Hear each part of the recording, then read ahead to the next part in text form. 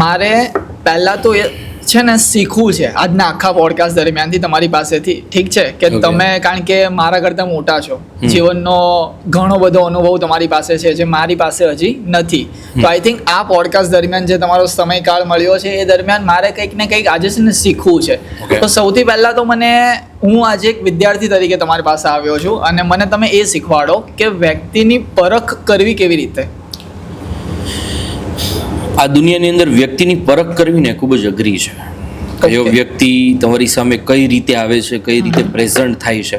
ઘણી બધી વખત એવું થતું હોય કે બહુ જ સારો વ્યક્તિ એ તમારી સામે સારી ઇમ્પ્રેશન નથી પાડી શકતો શરૂઆતની અંદર, તો એ ખરાબ બની જાય છે. અને ઘણો એવો વ્યક્તિ કે જે સાવ ખરાબ છે, એ વ્યક્તિ મુખોટો પહેરીને તમારી સામે આવે ને શરૂઆતના ધોરણે તમારી સાથે બહુ જ એનું સારું વ્યક્તિત્વ હોય તો એ તમને વધારે ગમવા લાગે. વ્યક્તિની પરખ છે ને સમય કરાવે, એ તમારે ના કરવા જવાની હોય. અમુક વસ્તુ સમય ઉપર મૂકી દેવાની, કુદરત ઉપર, ભગવાન ઉપર મૂકી દેવાની. જ્યારે તમને બહુ કન્ફ્યુઝન્સ હોય ને કે આ વ્યક્તિ મારા માટે ઓકે છે કે નહીં, અમુક લોકોની ઓરા કહી દે કે તમારા માટે ઓકે છે કે નહીં, પણ છતાંય તમને ખબર ના પડે તો અમુક વસ્તુ સમય ઉપર મૂકી દેવાની, કુદરત ઉપર મૂકી દેવાની. એક ના એક દિવસ એ વ્યક્તિ એનો રંગ બતાવશે, ત્યારે તમને ખબર પડી જશે. અને ત્યાં સુધીમાં લેટ નહીં થાય, એમની પાસેથી ઘણું બધું શીખવા મળશે. Right, okay. આજકાલની જનરેશન અને આજના ટાઈમમાં ટ્રસ્ટ ઇસ્યુ બહુ વધી ગયા છે. જલ્દી વિશ્વાસ નથી બેસતો. કઈ રીતે ખબર પાડવી કે સામેવાળો વ્યક્તિ જે છે એ લાગણીશીલ જ છે, સાચું જ બોલે છે? બસ કદાચ આજકાલના સમય એવો થઈ ગયો છે, વાતાવરણ જેને કહેવાય ને એન્વાયરમેન્ટ એવું થઈ ગયું છે કે દરેક લોકો ઉપર આપણે ઘણી બધી શંકા કરતા હોઈએ છીએ કે ખોટો જ છે યાર, ખાલી ફેંકતો હશે, મોટી વાત કરતો હશે.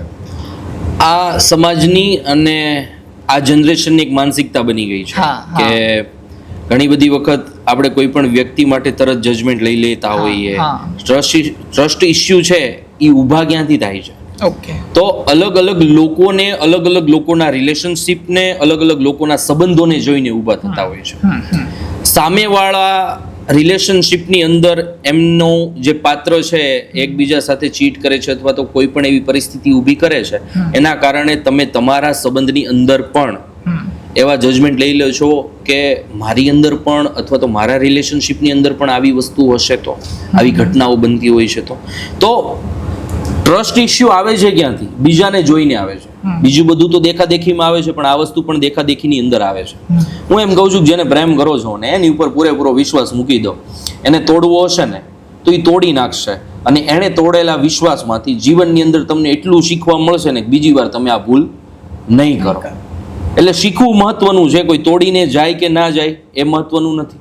મેન છે કે તમારે વિશ્વાસ મૂકવાનો છે. તોડવો ન તોડવો એ સામેવાળા વ્યક્તિ ઉપર છે. તૂટી જશે તો તમે એમાંથી શીખશો, અને નહીં તૂટે તો તરી જશો. તમારું જીવન એ વ્યક્તિ સાથે એવા યુગની અંદર હશે કે જ્યાં તમે બંને સાથે જીવતા હશો. રાઈટ. ચલો, આટલા બધા ક્વેશ્ચન ટ્રસ્ટ ઇસ્યુ પર, એન્વાયરમેન્ટ્સ પર ને બધી આપણે વાતો કરીને થોડાક આપણને છે ને તમને જાણીએ. તમે ફોર એક્ઝામ્પલ કોઈ બી એજના હો, મને નથી ખબર, દર્શક મિત્રોને નથી ખબર. ફોર એક્ઝામ્પલ આપણે માની લઈએ 25 વર્ષના છો. આખી 25 વર્ષની જીવનકાળ દરમિયાન, ફોર એક્ઝામ્પલ આપણે કીધું છે, એટલે એક્ઝામ્પલ ના, તમે ગમે તેટલા વર્ષના હો, એ આખા વર્ષ દરમિયાન તમે આ જિંદગીથી શું શીખ્યા? કોઈ એક મેસેજ અગર મને આપવો હોય, જેમ કે હું જસ્ટ હજી એક 18 ગ્રો થયો છું, મને કંઈ નથી ખબર આ દુનિયા વિશે, તો તમારી કઈ એવી ભૂલો છે કરેલી કે જે ના કરવી જોઈએ, આ તો તું રાખજે તારી અંદર, નહીતર આઈ થિંક તું જીવનમાં પાછો પડીશ, એવી કઈ એવી લેસન્સ હશે બધા? 25 વર્ષનો તો હું નથી થયો. હા, એટલે બટ હું જેટલા યરનો છું, જેટલી એજનો છું, એમાં બસ ઘણી બધી વસ્તુઓમાંથી એક જ વસ્તુ શીખ્યો છું. મારા શિક્ષકે મને કીધેલું કે જીવતા જીવતા શીખવું અને શીખતા શીખતા જીવવું. કોઈ ગીલા શીખવા નથી, કોઈ ભૂલો પર અફસોસ નથી, કોઈ સક્સેસ પર એટલું જુનૂન કે અભિમાન નથી. બસ એક જ વસ્તુ મનમાં છે કે જ્યાં સુધી જીવન છે ત્યાં સુધી શીખવાનું છે. હર એક બાબતમાંથી કંઈક ને કંઈક શીખવાનું છે, અને શીખવામાંથી જ જીવનને સુધારવાનું છે, સદ્ધર બનાવવાનું છે, ઉન્નત બનાવવાનું છે. એટલે મેઇન પોઈન્ટ ઓફ વ્યૂ એવો છે કે કોઈ ગીલા શીખવા નથી, કોઈ ભૂલો ઉપર રુદન નથી. બસ એક જ વસ્તુ છે, જે થયું છે ને એને એક્સેપ્ટ કરો, જીવતા જીવતા શીખો, શીખતા શીખતા જીવો. ઓકે, મેં ક્યાંક છે ને વાંચેલું અને આઈ થિંક બહુ ફેમસ ક્વોટ પણ છે કે don't learn everything in this world. બધું જ શીખવાની જરૂર નથી. એના ઉપર શું કહેવું છે? મારો પોઈન્ટ ઓફ વ્યૂ આનાથી અલગ છે. તમારાથી જેટલું પચતું હોય ને એ બધું પચાવી લેવાય. તમે જમવા બેસો છો, 56 વાનગીઓ છે. ઘણાને રોટલી ના પચતી હોય તો ન ખાવી જોઈએ. તમને જે પચતું હોય એ પચાવી લ્યો. એવું જ જીવનનું છે. તમને જે શીખવું ગમતું હોય એ શીખી લ્યો. નથી શીખવું ગમતું તો તમને કોણ તાણ કરે છે જઈને શીખો? નો શીખો. અમુક વસ્તુ એવી છે, આપણે હમણાં જ વાત થઈ પોડકાસ્ટ પહેલા કે મારા પપ્પા મને બાળપણથી એવું કહેતા કે તું સ્પોકન ઇંગ્લિશના ક્લાસ કર. કરેક્ટ. મેં નથી કર્યા. મને નહોતું પચતું તો મેં નથી શીખ્યું. મેઇન પોઈન્ટ ઓફ વ્યૂ એ છે કે તમને જે શીખવું ગમે છે ને એમાં પાછી પાની ન કરો, શીખી લ્યો. ઓકે, એટલે ઇન શોર્ટ આઈ થિંક એવું કહી શકાય કે જે બી કરો તે બેસ્ટ કરો. જે પણ કરો એ બેસ્ટ કરો. એમાં પછી ભૂલ થાય તો એને સ્વીકારો અને સક્સેસ મળે તો એને પચાવો. ભૂલ થાય તો શીખો અને સક્સેસ મળે તો પચાવો. આ મેઇન વસ્તુ છે. રાઈટ. શીખવાની જ વાત થઈ છે ને, તો આજકાલની જે જનરેશન છે ને એ પ્રેમને લગતા એવા ઘણા બધા સિચ્યુએશન્સ છે અને ઘણી બધી એવી વાતો છે કે જે નથી શીખી રહી. અન્ડરસ્ટેન્ડિંગ, ઈગોને સાઈડમાં મૂકીને એક વખત સામેથી મેસેજ કરવો, જસ્ટ કેમ છે, કેવું છે, આ ભૂલ થઈ ગઈ હતી, સોરી, એ નથી આજકાલ કરી રહી. ઈગો બહુ આવી ગયો છે. I think main character vibe બહુ આવી ગઈ છે કે હું જ છું જાણે કઈ. એના ઉપર શું કહેવું છે? એવા કોઈ અનુભવ થયા છે? પહેલી વસ્તુ તો હું આમાં ભારત બહારની જે સંસ્કૃતિ છે ને એને જ્યારથી અપનાવવામાં આવી છે, સેપરેટ જીવનને જ્યારથી અપનાવવામાં આવ્યું છે, ત્યારથી હું આજની જનરેશનની અંદર એક ગેપ જોઉં છું. બધાને સેપરેટ થવું છે, બધાને પોતાની કમાણી પર જીવવું છે. ખરાબ વાત નથી, સારી વાત છે. પણ જ્યારે સાથે જીવવાની વાત હોય ત્યારે કમાણી પણ એક હોય, સંપૂર્ણ જીવન પણ એક હોય, તમારા ઘરની અંદર રહેલા ભૌતિક સંસાધનો પણ એક હોય. આ મારું ને આ તારું કરવામાં જે માર તોડની જે ભાવના ઊભી થઈ છે એના કારણે સંબંધ બરબાદ થયા છે. મારું એવું સ્પષ્ટપણે માનવું છે કે જો તમારે સેપરેટલી જિંદગી જીવવી હોય ને તો તમારે જિંદગીની અંદર કોઈ વ્યક્તિને પ્રેમમાં ના લવાય, લગ્ન જીવનની અંદર ના લવાય, સંબંધની અંદર ના લવાય, રિલેશનશિપની અંદર ના લવાય. પણ જો તમે લાવવા ઈચ્છો છો તો મારું છે એ એનું છે અને એનું છે એ બધું મારું છે. એ પછી મા બાપ હોય, પરિવાર હોય, ભૌતિક સંસાધનો હોય, વસ્તુ હોય, રૂપિયા હોય, એ બધું જ આપણું છે. સેપરેટ જિંદગી જીવવામાં કંઈ ખોટું છે? સેપરેટ જિંદગી જીવવામાં કોઈ ખોટું નથી. મેં કીધું ને કે તમારે સેપરેટ જ જીવવું છે તો કોઈને પ્રેમમાં ના પાડો, રિલેશનશિપમાં ના લાવો. તમે સેપરેટ જીવી શકો છો. પણ જો તમે એવું ઈચ્છીને જ બેઠા છો કે મારે લાઈફમાં કોઈકનો પ્રેમ જોઈએ જ છે તો પછી તમારી આ જે સેપરેટ વાળી સિસ્ટમ છે ને એમાં કોમ્પ્રોમાઇઝ કરવો પડશે. ત્યાં મારું નહીં ચાલે, ત્યાં આપણું ચાલશે. ત્યાં મારી વસ્તુ એમ નહીં કહેવાય, ત્યાં આપણી વસ્તુ એમ કહેવાશે. ત્યાં મારા મમ્મી પપ્પા એમ નહીં કહેવાય, ત્યાં આપણા મમ્મી પપ્પા એમ કહેવાશે. તમારામાં તાકાત હોય તો જ આગળ વધવું, નકર સેપરેટલી જીવો તમને કોણ ના પાડે છે? આઈ થિંક આ છે ને બહુ એક લેવલ વાળી વાત થઈ ગઈ છે કે જે ઓલરેડી બધું કરી ચૂક્યા છે. આપણે થોડું પોડકાસ્ટને છે ને એક લેવલ અપ કરીએ. ઓકે, લેવલ 1 થી સ્ટાર્ટ કરીએ. આ લેવલ 5 વાળી વાત થઈ હતી એવું આપણે સમજીએ. લેવલ 1 માં પહેલા એ સમજીએ કે પ્રેમ છે શું એકચ્યુઅલી. ઓકે, મારા નજરની અંદર પ્રેમ એક શાંતિ છે. ઓકે, તમને જે શાંતિની અનુભૂતિ થાય, જ્યાં તમને માં જેવી કોમળતા ફીલ થાય અને બાપ જેવી દ્રઢતા ફીલ થાય કે તમારી આગળ તમને એવું લાગે કોઈ ઢાળ બનીને ઊભું છે એવું ફીલ થાય. એટલે બાપ જેવી દ્રઢતા કે તમને એવું ફીલ થાય તમારી આગળ કોઈ ઢાળ બનીને ઊભું છે. માં જેવી મમતા ને કોમળતા ફીલ થાય. સાથે સાથે તમને એવું લાગે છે કે આંખ બંધ કરીને વિચારો, આંખ બંધ કરીને વિચારો કે તમે એક એવી પરિસ્થિતિની અંદર છો કે જ્યાંથી એક જ વસ્તુ થાય એમ છે, આમ નહીં કરું તો ઓલી બાજુ ખીણ છે ને પડી જવાનું છે. તમે છેલ્લી મરણ પથારીએ છો અને ત્યારે આંખ બંધ કરીને ઇમેજિન કરીને જે વ્યક્તિઓ મનમાં આવે છે ને એના માટે તમને પ્રેમ છે. પછી તમારા મા બાપ હોય, તમારા ભાઈ બહેન હોય, તમારા મિત્રો હોય, તમે જેને પ્રેમ, અત્યારની જે જનરેશન એમ કહે છે કે મને હું પ્રેમ કરું છું, એ વ્યક્તિ હોય, એ લાગણીશીલ વ્યક્તિ હોય. એવા જેટલા વ્યક્તિઓ તમારા મનમાં ફરે છે તમારી જિંદગીની છેલ્લી ક્ષણે, એ બધો જ તમારો પ્રેમ. પ્રેમને છે ને લોકોએ રિલેશનશિપની અંદર બાંધી દીધો છે. પ્રેમ છોકરી સાથે જ થાય. મને મારા મિત્રો સાથે પ્રેમ છે, મને મારા મમ્મી પપ્પા સાથે પ્રેમ છે, મને મારા ભાઈ બહેનો સાથે પ્રેમ છે, મને મારા સોસાયટીના નાકે જે કાકા બેસે છે ને એની સાથે પ્રેમ છે. એટલે જ હું રાત્રે મોડો આવ્યો હોય ને તો એમના માટે ચા લેતો આવું છું. મને છે પ્રેમ, હું સ્વીકારું છું. આ પ્રેમ છે. ઓકે, થોડોક આ પ્રેમને છે ને આપણે કન્વર્ટ કરીએ એક પ્રોપર લાઈફ પાર્ટનરમાં કે હસબન્ડ અને વાઈફમાં. શું પહેલાનો જે પ્રેમ હતો અને આજકાલનો પ્રેમ, એમાં મેજર ગેપ તમે આજ સુધી નોટિસ કર્યો છે? બિકોઝ આઈ થિંક મેં મારી ફિલોસોફી કહું કે પહેલાંનો પ્રેમ છે ને એ ટકતો વધારે હતો, એમાં અન્ડરસ્ટેન્ડિંગ હતી, એમાં આઈ થિંક એવું હતું કે તું જે કરે છે ને એ મને વિશ્વાસ છે, તું કર. તમે ધ્યાનથી અગર શાંત મને જોયું હોય તો કે તું જે કરે છે ને એ રાઈટ છે, એ હાય હા રાખતા હતા, એવું આપણે કહી શકાય. અને અત્યારનો જે પ્રેમ છે એમાં કોન્ટ્રાડિક્શન બહુ બધા આવી ગયા છે. કેમ આવું, કેમ ત્યાં, કેમ અહીંયા ગયો હતો, એ કરવું જરૂરી હતું, સુઈને જવાતું હતું, આ રીતનું થઈ ગયું છે ઘણું બધું. પહેલાનો નિયમ હતો ઘરની વાત ઘરમાં રાખો. હા, ઘરની વાત ઘરમાં રહેતી ને ત્યાં સુધી સોર્ટ આઉટ થતી. આને અલગ અલગ જગ્યાએ કહેવામાં આવવા માંડી, અલગ અલગ લોકોને પાસેથી સજેશનો લેવામાં આવ્યા. જેમ કે હાલમાં બેસ્ટ ફ્રેન્ડ હોય, 2-3 બીજી ફ્રેન્ડ હોય, એના પોઈન્ટ ઓફ વ્યૂ મુકતી હોય કે એકચ્યુઅલીમાં આવું તો ન ચાલે, એને તો આવું ના જ કરવું જોઈએ. એવી રીતે 10-12 લોકોના પોઈન્ટ ઓફ વ્યૂ તમારી જિંદગીની અંદર ઉમેરાય ને ત્યારે આ બ્રેકડાઉન થાય પ્રેમ. પહેલાના સમયમાં ઘરની વાત ઘરમાં રહેતી, બંને વ્યક્તિઓ સોર્ટ આઉટ કરતા. તને મારાથી આ પ્રોબ્લેમ છે, મને તારાથી આ પ્રોબ્લેમ છે, તારે આ નથી કરવાનું, હું આ નહીં કરું. અત્યારે છે ને આખા ગામના જે પોઈન્ટ ઓફ વ્યૂ લેવામાં આવે છે ને એ પોઈન્ટ ઓફ વ્યૂમાં એ લોકો તમારી મજા જ લે છે, પણ તમારા રિલેશનશિપની, તમારા સંબંધની, તમારા પ્રેમની દેવાઈ જાય છે. અને એટલા માટે જ અત્યારનો પ્રેમ અને પહેલાના પ્રેમની અંદર એટલું ડિફરન્સ છે. એમ okay, let's break down it. કેવી રીતે રહેવું જોઈએ તમારા મતલબ? કેવી રીતે રહેવું જોઈએ મતલબ? એક રિલેશનશિપમાં, એક લગ્ન જીવનમાં, બંનેનો ડિફરન્સ કહો. હું લગ્ન જીવનમાં, રિલેશનશિપમાં વધારે છે ને અંતર નથી માનતો. બંનેમાં એક વસ્તુ કોમન છે, એ છે એકબીજા માટે જીવવું. તમે રિલેશનશિપમાં આવો છો તો લગ્ન જીવન સુધી પહોંચવા માટે આવો. તમે રિલેશનશિપને મેન્ટેન કરવા માટે અથવા તો બીજા સાથે જીવવું. કૃષ્ણ ભગવાને આઈ થિંક અહીંયા એક મને જસ્ટ વાત યાદ આવી, એટલે sorry to stop you, but એક વાત યાદ આવી. કૃષ્ણ ભગવાને એવું કીધું હતું કે સ્વતંત્ર રીતે જીવવું ને પોતાના માટે જીવવું એ જ કદાચ પ્રેમ છે.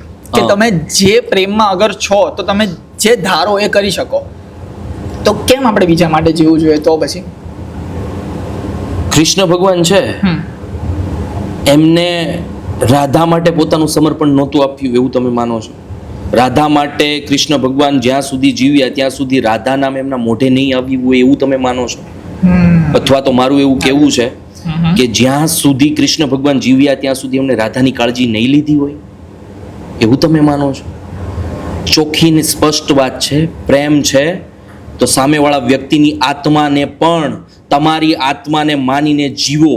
એ જ પ્રેમ છે, એ જ લાગણીઓ છે ને એ જ સંબંધ છે. જીવવું છે તો એક બનીને જીવો, અલગ બનીને નહીં. કદાચ ભગવાન શ્રી કૃષ્ણ જે કહીને ગયા એમાં ઘણા બધા લોકોએ ફેરફારો કર્યા હોય અને આ પોઈન્ટ ઓફ વ્યૂ સુધી તમે જે વાત કરી એ પોઈન્ટ ઓફ વ્યૂ સુધી પહોંચ્યા હોય. બાકી હું નથી માનતો કૃષ્ણ ભગવાન જ્યાં સુધી જીવ્યા ત્યાં સુધી રાધાને ભૂલ્યા હોય. રાધા માટે જ આઈ થિંક જીવ્યા છે. હા, તમે સમજો છો હું કઈ વાત? પ્રેમ જ જગાડવા. તો એવું તો નથી જ કે કૃષ્ણ ભગવાનને પોતાના માટે જ પ્રેમ હતો. આખી સૃષ્ટિ માટે પ્રેમ, એ વ્યક્તિને પ્રેમ હતો. Correct, right. એ વ્યક્તિને મહાભારતના હરેક પાત્ર માટે પ્રેમ હતો. એ વ્યક્તિને પોતાની 16,000 રાણીઓ માટે પ્રેમ હતો, દ્વારિકાના વાસીઓ માટે પ્રેમ હતો, એ વ્યક્તિને રાધા માટે પ્રેમ હતો. ઓકે, ખાલી પોતાની જાતને પ્રેમ કરવાથી બધું ના આવી જાય. તમને ક્યારે પણ પ્રેમ થયો છે જીવનમાં? કોને ન થયો હોય? કોને ના થયો હોય? આ દુનિયાની અંદર બધાને પ્રેમ થયો હોય. સૌથી પહેલો પ્રેમ થાય મા બાપ સાથે, થોડાક આગળ વધો એટલે પ્રેમ થાય મિત્રો સાથે, થોડાક આગળ વધો એટલે એ પ્રેમ થાય કોઈ વ્યક્તિ સાથે, થોડાક આગળ વધો એટલે પ્રેમ થાય બાળકો સાથે, તમારા બાળકો સાથે, થોડાક આગળ વધો એટલે પ્રેમ થાય વૃદ્ધાવસ્થા સાથે, થોડાક આગળ વધો એ પ્રેમ થાય બીમારી સાથે, થોડાક આગળ વધો એટલે ઈ પ્રેમ થાય મૃત્યુ સાથે. પ્રેમ બધાને થાય. ઓકે, મા બાપ સાથેનો પ્રેમ ક્યારે પણ અનુભવ્યો છે અને કેવો હોય છે જો અનુભવ્યો છે તો?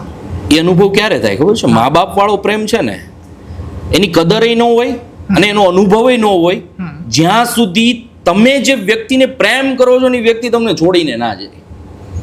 ઓકે, જે વ્યક્તિને તમે અનહદ પ્રેમ કરો છો, જેની સાથે તમે જીવન ગુજારવા માંગો છો, જેની સાથે તમારી બધી લાગણીઓ જોડાયેલી છે, સપનાઓ જોડાયેલું છે, એ વ્યક્તિ તમને અધવચ્ચે રસ્તે મૂકીને વહી જાય ને ત્યારે સૌથી પહેલું કોઈ પાત્ર યાદ આવતું હોય તો એ છે માં. આઈ થિંક નિસ્વાર્થ ભાવે આપણને પ્રેમ કરતા હોય છે. આવે મા બાપનો પ્રેમ યાદ આવે જ્યારે તમને કોઈ બીજું પાત્ર છોડીને જાય. રાઈટ. આજ સુધીનો સૌથી અઘરામાં અઘરો કેસ તમારી પાસે આવ્યો હોય, બિકોઝ મેં જોયા છે તમારા વિડીયોઝ, ઘણા બધા એવા તમે કેસ દીકરા દીકરીઓના તમે ડિસ્ક્રાઇબ કરતા હોવ છો, રાઈટ? અને એવો એક હેતુ તમારો છે કે કંઈક શીખવા મળે, બરાબર, આજની જનરેશનને. તો આજ સુધીનો સૌથી હાર્ડિએસ્ટ કંઈક મેસેજ કે જે બહુ કોન્ટ્રાડિક્શન હતો, એટલે કેસ જ બહુ અઘરો હતો પણ મેં સોલ્વ કરી દીધો, એને સમજાવી દીધું, એવો કોઈ હોય તો અમને અમારી સાથે શેર. લાસ્ટ યર અમે અમારી ટીમ અહીંયા બેઠી છે. લાસ્ટ યર અમે 60 થી વધારે લોકોને સુસાઇડ કરતા બચાવ્યા છે. એવા અઢળક કેસો હતા. Thank you very much. Last યરની અંદર ઘણા બધા કેસ એવા હતા જેને મને ટ્રોમામાં લાવી દીધો હતો. ઓકે, કે ભાઈ આ લોકોની સ્થિતિ કેવી છે. મારે એક ઇન્સિડન્ટ શેર કરવો છે ને કદાચ અહીંયા ઘણા બધા વ્યુઅર્સ જોતા હશે તો એમને પણ આઈડિયા હશે કે હું લાઈવ હતો. ઓકે, લાઈવ ની અંદર એક વ્યક્તિ મેસેજ કરે છે કે મને લાઈવ ની અંદર એડ કરો નકર હું મરી જઈશ. ઇન્સ્ટાગ્રામ પર. ઓકે, હું એ લાઈવ ની અંદર એ વ્યક્તિને એડ કરું છું અને લિટરલી એ વ્યક્તિ પંખા સામે દોરડું લઈને ઊભો હતો અને લાઈવ ની અંદર 1700 થી વધારે લોકો જોતા હતા અને બધાની સામે સ્વીકારતો હતો કે મારે તમારી સાથે વાત કરવી છે. હું છેલ્લા 2 વીકથી ટ્રાય કરું છું, તમારે ત્યાંથી રિપ્લે નથી આવતો. જો કે ઓબ્વિયસ વાત છે, મારામાં ઘણા મેસેજ છે. કૃપાથી, ભગવાનની કૃપાથી મારાથી જે થઈ શકે છે કરું છું. બધા લોકો સુધી હું નથી પહોંચી શકતો. બટ એ દિવસે લાઈવ ની અંદર હું પોતે રોયો હતો કે છોકરાની સ્થિતિ એવી હતી અને એને મારી વેલ્યુ એટલી હતી કે મારી સાથે વાત કરવા માટે 2 વીકથી મથતો હતો. મારા મેસેજનો એના ઉપર રિપ્લે નહોતો જતો.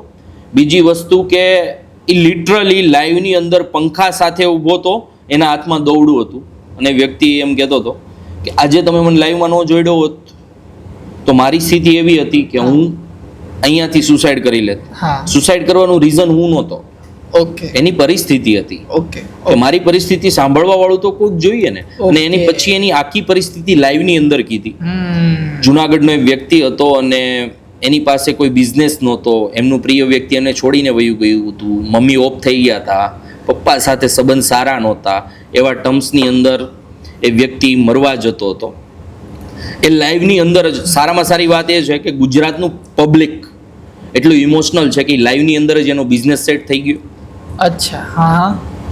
બીજી વસ્તુ કે જુનાગઢના જે વ્યક્તિઓ છે એ વ્યક્તિઓએ એને ગોઈતો, સહકાર આપ્યો અને મને 2 દિવસની અંદર બધાઓએ મેસેજ આપ્યા કે વ્યક્તિ સાથે છે એ અમે એને બિઝનેસ પણ સેટ કરાવી દીધો છે અને હવે એની લાઈફમાં બીજા કોઈ પ્રોબ્લેમ પણ નથી. તો આ ઇન્સિડન્ટ પછી મેં મારી જાતને એટલી સિરિયસલી લીધી કે ભગવાને આપણને એટલું તો આપ્યું છે કે આપણે કોઈ વ્યક્તિઓને સમજાવી શકીએ એટલી એનર્જી તો આપી છે અને કોઈ વ્યક્તિ એટલું ગાંડાપણું કરી શકે એ મને ત્યારે ખબર પડી ને ત્યારે લિટરલી હું લાઈવની અંદર રોયેલો છું. અને આના કદાચ તમને વિડીયોઝ જઈ ઘણા બધા લોકોએ સ્ક્રીન રેકોર્ડિંગ કર્યા હતા એ સમયે તો તમને માર્કેટમાં મળી જશે. ભગવાને તમને એઝ અ મીડિયેટર મોકલા છે એવું તમે માનો છો આ લાઈફમાં? હું ચોક્કસથી એવું માનું છું. બીકોઝ ઓફ હું 2015માં જ્યારે સ્કૂલિંગમાં હતો ત્યારે પણ હું આજ બોલતો હતો. ઓકે. હું આગળ વધ્યો ત્યારે પણ મારી બોલી આ જ હતી. હું કોલેજ કાળમાં આવ્યો, વિદ્યાર્થી કાળમાં આવ્યો ત્યારે પણ મારી બોલી આ જ હતી. ઓકે. તો પહેલા ક્યારેય નહીં અને હવે જ શું કામ? તો હું ચોક્કસથી એવું સમજુ છું કે એ પરમ શક્તિની મારી ઉપર કૃપા છે કે જે સમયે જે લોકોને મારી જરૂર હતી એ સમયે મને માધ્યમ બનાવ્યો છે આજની તારીખે. એને જે દિવસે મને એ માધ્યમમાંથી કાઢવો હશે ને તે દી આ જીભ છે ને લથડાવી દેશે, તોતળો કરી દેશે. એટલે હું એવું માનું છું કે મને કોઈ અભિમાન અહમ નથી. મને જે આપ્યું છે આજની તારીખે હું એવું સ્વીકારું છું કે પરમ શક્તિની કૃપાથી છે. બાકી તમે ને અહીંયા હું બેઠો છું, ઘણા એવા કેસ ને વિડીયો છે જ ને કે જેની અંદર માણસ બોલતા બોલતા પડી જાય, પાડી દે છે મને. સમજો છો તમે? હું ચોક્કસથી એવું માનું છું કે જે છે એની કૃપાથી છે. કરેક્ટ. આપણે એમના ઉપર વાત કરીશું કારણ કે મારા ઘણા બધા એવા પ્રશ્નો છે જે મારે આન્સર્સ તમારી પાસેથી લેવા છે. આઈ થિંક બહુ બ્યુટિફુલ ઇન્સિડન્ટ તમે સંભળાયો, અને જે જોનારા જે હશે ને જે સાંભળનારા હશે ને એમને એક બહુ મોટું ઇમ્પેક્ટ થયું હશે અગર જેમને શાંતિથી સાંભળ્યો હશે તો. કારણ કે આજકાલની જે ટાઈમ સ્પેન છે તમે જોવો જ છો, બહુ ફટાફટ કે હા બોલતો હશે, કશું બોલતો હશે. બટ આઈ થિંક સુસાઇડ કરતા એક માણસને બચાવો એ બહુ મોટી ગિફ્ટ છે જે ભગવાન દ્વારા આપણને આપવામાં આવી છે. મારે ખાલી એટલું જ પૂછવું છે કે તમે આટલા બધા કેસ જ્યારે સાંભળો છો, લોકોનું સાંભળો છો, એમને માર્ગદર્શન કરો છો, એડવાઇસ આપો છો કે તારે આ કરવું જોઈએ, આ ના કરવું જોઈએ, how to be a good listener, સારું સાંભળવું કોઈકનું કઈ રીતે આપણે બનવું સાંભળનારા વ્યક્તિ?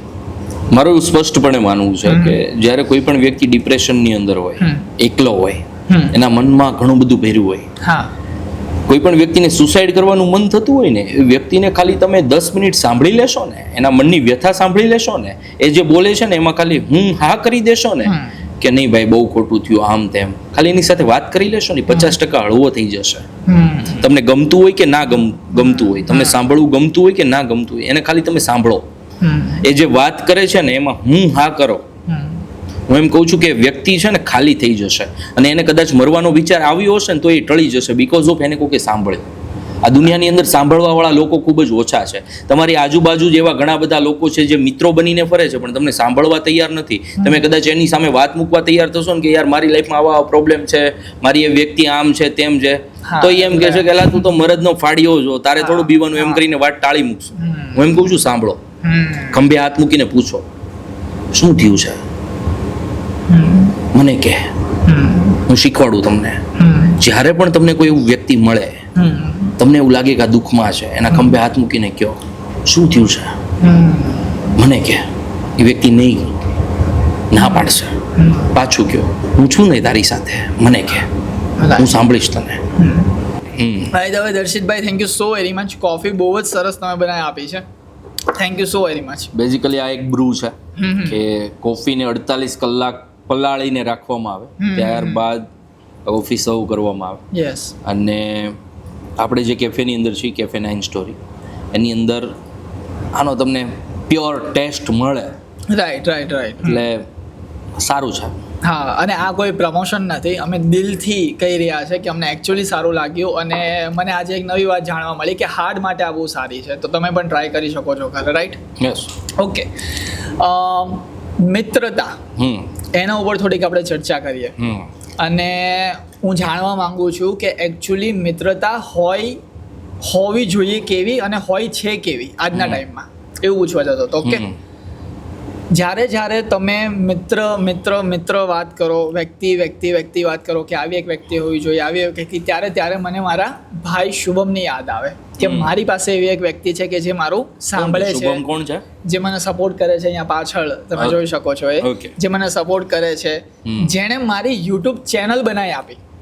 તમને અગર ના ખબર હોય, થોડુંક હું જસ્ટ મારી વાત કરું તો મારી યુટ્યુબ જ્યારે મને એવી નહોતી ખબર પડતી કે અહીંયા આપણું એક એકાઉન્ટ ક્રિએટ થાય અને કંઈક આપણે કરી શકીએ એમાં, ત્યારે એણે મને એન્કરેજ કર્યો હતો કે તું કર, હું તારી સાથે છું. બેઝિકલી આપણે વાત એવી કરતા હતા કે શું એવો મિત્ર એક નસીબથી મળે છે અને એવો મિત્ર હોવો જોઈએ તો શું ફરક પડે છે? બધાની લાઈફમાં બેઝિકલી બધા હોતા નથી, એ તમારા સ્વભાવ ઉપર ડિપેન્ડ કરે કે તમને કેવા મિત્રો મળે છે. તમને અને મને જે મળ્યું છે મિત્રતાની દ્રષ્ટિએ. અચ્છા, તમારી પાસે પણ છે? હા. તો મારી પાસે અહીંયા જ મિત્રો બેઠા છે કે જે રાતના અત્યારે વાગ્યા છે 3:05 થઈ છે. આપણે પોડકાસ્ટ શૂટ કરીએ છીએ તો એને કશું લેવા દેવા નથી. કરેક્ટ. છતાં પણ અહીંયા બેઠા આપણને સાંભળે છે. તો એક મિત્રતા છે, એ મારા સ્વભાવને સ્વીકારે છે, એ મારા ગ્રોથને સ્વીકારે છે. એવી રીતે તમારા મિત્ર તમારા ગ્રોથને સ્વીકારે છે. જેનામાં સ્વીકાર ભાવના છે ને ગમે એમ મારો મિત્ર આગળ વધે છે ને એટલે આપણે કરવાનું છે. એ સ્વીકાર ભાવના જેનામાં હોય એ તમારો મિત્ર. સમજો? ઓકે, એક બહુ મોટું એક્ઝામ્પલ અહીંયા હું તમને કહું. મેં ઘણા બધા પોડકાસ્ટ હું રિપીટેડલી જોતો હોઉં છું બીકોઝ ઓફ પ્રેક્ટિસિંગ કરવા. હજી હું એવું નથી માનતો કે હું હજી પરફેક્ટ છું ને મને બહુ આવડી ગયું છે. ઓકે, હું સ્ટીલ શીખી રહ્યો છું. એમાં ઘણા બધા લોકો મિત્રની જ્યારે વાત કરે ને ત્યારે તમે બી ઘણી બધી રીલ જોઈ હશે. એમાં એવું કે અમારી મિત્રતા કે મને પછી એવી મિત્રતા જોઈએ છે કે સુદામા અને કૃષ્ણ જેવી. જ્યારે હોય ત્યારે એટલું મોટું એક્ઝામ્પલ સીધું આપણી સામે લાવી દે એટલે આપણને એમ થાય કે સુદામા અને કૃષ્ણ અને ક્યાં આપણી સ્વાર્થીવાળી એક જિંદગી, આપણું જીવન. તમને એવું લાગે છે કે આજના સમયમાં સુદામા અને કૃષ્ણ જેવી મિત્રતા શક્ય છે? સુદામા અને કૃષ્ણની મિત્રતામાં બધાને એક જ સ્ટોરી ખબર છે કે સુદામા તલવટ લઈને આવ્યા, એમને કૃષ્ણ ભગવાનને ખબર પડી કે મારો મિત્ર દ્વારે ઊભો છે અને દોડીને ગયા. Common story. હા, બધાને ખબર છે. એક અંદરની સ્ટોરી છે જે મેં સાંભળી છે અને જોઈ પણ છે. જણાવો પ્લીઝ. સ્ટાર ઉત્સવ કરીને એક ચેનલ આવતી. ઓકે. જેની ઉપર બાળપણથી જ હું એક સિરિયલ જોતો, સિરીઝ ગણી શકો, જેમાં કૃષ્ણ ભગવાનનું આખું દર્શન કરાવવામાં આવ્યું છે બાળપણથી લઈને એન્ડ ઓફ સુધી. ક્યારની વાત કરો છો? 2000 તો સમથિંગ મને નથી આઈડિયા, બટ આવતું સ્ટાર ઉત્સવ. તમે નાના હતા ત્યારે. હા. તો મને એક સ્ટોરી યાદ છે કે સુદામાનો જે સ્વભાવ છે ને એ સ્વભાવ મિત્રતાનો નહોતો. સુદામાનો સ્વભાવ કેવો હતો ખબર? મીંઢાપણા જેવો સ્વભાવ હતો. કેવો સ્વભાવ કે એમાં કદાચ એક દ્રષ્ટાંત આવે છે, મને થોડું ઘણું યાદ છે, મને ખબર નથી સિરિયલમાં છે કે મને કોઈ મારા વડીલોએ કીધું છે કે દાળિયા છે ને, દાળિયા એક દિવસ સુદામાને દાળિયા મળ્યા. તો જો એમને મિત્રતાનો ભાવ હોત તો કૃષ્ણ ભગવાનની સાથે ખાત, બટ એમને ઝાડ ઉપર ચડીને ખાવાનું પસંદ કર્યું. તો એવું નહોતું કે સુદામાની અંદર મિત્રતાનો ભાવ હતો. સુદામાની અંદર એક સ્વાર્થીપણાનો ભાવ હતો, એક ભાવ હતો મીંઢાપણાનો, ઈર્ષાનો. જ્યાં સુધી ઈર્ષા સમાપ્ત ન થઈ ને ત્યાં સુધી એનો મિત્ર ભગવાન હોવા છતાં એનો હાથ નહોતો જાય. એ સ્ટોરી કદાચ કોઈને નહીં ખબર હોય. જાણવા જેવી છે કે સુદામા એવી હાલતમાં ના આવી ગયો જ્યાંથી એને ખબર પડી ગઈ કે સ્વાર્થ કોઈ કામનો નથી, ત્યાં સુધી એનો મિત્ર ભગવાન હોવા છતાં એનો હાથ જાયલો નહોતો. એ સુદામા પાસે તલવટ લેવાના પૈસા નહોતા ને, એવા સમયે ભગવાન કૃષ્ણ એનો હાથ જાયલો. તો મિત્ર છે ને એ ફીલ કરાવે કે તારી ભૂલ છે. મિત્ર એ ભૂલમાં સાથ આપવા કરતા તમને ટોકે, એ મિત્ર છે. તમારે જે કરવું છે ને કરવા દે. તમને તમારી ભૂલ એમ કહેવાય ને કે તમને ફીલ થાય કે અહીંયા અમારી ભૂલ છે, એ ફીલ કરાવે ને એ મિત્ર. તો સુદામા અને કૃષ્ણ જેવી મિત્રતા જોતી હોય ને તો મીઠું મીઠું બોલવા વાળાને આ કાંઈ કામ નથી. એ ફીલ કરાવવાળાનું કામ છે કે ભાઈ તારી અહીંયા ભૂલ છે ને તારા સુધારવાની છે. વાસ્તવિકપણે તમારા મિત્રને એની ભૂલ કહેવાની તમારી આદત છે ને એ કદાચ તમારી મિત્રતામાં ડિસ્ટન્સ લાવી શકે, પણ એક સમય એવો આવે જ્યારે તમને સમજાય કે નહીં મારો આ મિત્ર કહેતો તો એ સાચું હતું. એવા ઘણા બધા મારી લાઈફની અંદર મિત્રો છે જેને મેં એક સમયે કીધું હોય કે ભાઈ અહીંયા તારી ભૂલ છે. એ સમયે એને એવું લાગ્યું હોય કે દર્શિતને કાં તો મારાથી જલન થાય છે, અથવા તો એને મારાથી ઈર્ષા થાય છે, અથવા તો બીજી કોઈ પણ બાબતોને લઈને મારાથી દૂર થઈ આવે. પણ જે દિવસે એને રિયલાઇઝ થાય કે મારા એક જ મિત્રએ મને વાસ્તવિકતાપૂર્વક આ વાત કરેલી, ત્યારે પાછા મારા ક્લોઝ થયા છે અને એને ભૂલે સ્વીકારી છે. ઓકે, સંબંધો તૂટ્યા છે તમારા મિત્રતામાં? સંબંધો તૂટ્યા છે, બટ મિત્રતાની અંદર મારા સંબંધો જેટલા તૂટ્યા છે ને એક સમય પછી પાછા જોઈન્ટ થયા છે બીકોઝ ઓફ એ અન્ડરસ્ટેન્ડિંગથી એ સમજ પડી છે કે મેં ઘણી બધી વખત તોડ્યા છે સંબંધ. એવું નથી કે હું મેચ્યોર માણસ છું. અચ્છા. સંબંધો તો મેં તોડ્યા છે, બટ મને જ્યારે રિયલાઇઝ થયું કે મારો મિત્ર સાચો હતો ત્યારે મેં સામે જઈને માફી માંગી છે કે તું સાચો ને હું ખોટો, બોલ શું કરવાનું છે. અને દર દિવાળીએ એક વર્ષ દરમિયાન જે પણ મિત્ર સાથે મારી અણબનાવ થઈ હોય અથવા તો એવી કોઈ બાબતો થઈ હોય જેના કારણે સંબંધ બગડ્યા હોય, દિવાળીએ હું સુધારવાના પ્રયત્ન કરું છું.